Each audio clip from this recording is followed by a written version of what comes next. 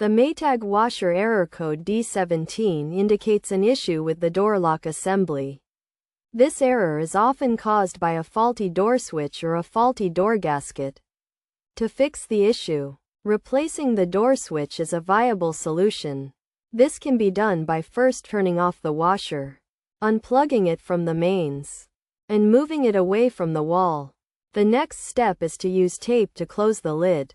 Remove the top panel, and then remove the mounting screws on the switch, loosening the switch assembly. After disconnecting the wiring connection from the top panel and removing the control cover shield, the control panel can be removed, allowing access to the door lock assembly.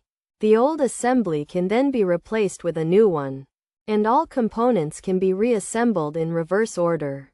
Additionally, inspecting the door gasket for physical damage, debris, or lint is crucial. If the gasket is damaged, it should be replaced. Otherwise, any debris or lint should be removed from the gasket area.